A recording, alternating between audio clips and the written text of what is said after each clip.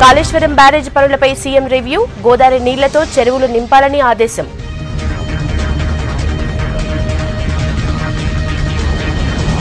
పదహారు సీట్లతో 150 మంది ఎంపీలను పోగేస్తాం, జగన్ ఫెడరల్ ఫ్రంట్లోకే వస్తారన్న కేటీఆర్.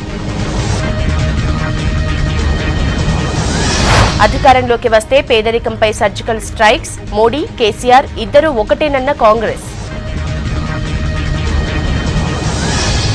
ఎమ్మెల్సీ ఓటమితోనే సీఎంకు రైతులు గుర్తొచ్చారు, జాతీయ పార్టీలతోనే అభివృద్ధన్న బీజేపీ. గల్లీ గల్లీలు తిరుగుతున్న పార్టీల అభ్యర్థులు, ఇంకా 10 రోజులే ప్రచారానికి సమయం.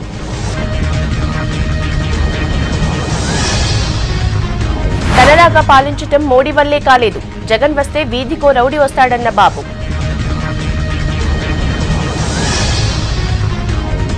బాబు రాగానే జాబులన్నీ పోయాయి, ఆర్టీసీని సర్కారు కిందికి తెస్తామన్న జగన్.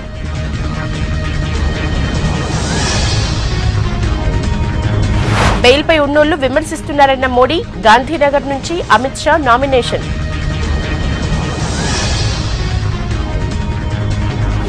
ఏసాట్ టెక్నాలజీ బయటపెట్టడం విద్రోహం, తెలివి తక్కువ వాళ్లే చెప్తారన్న చిదంబరం.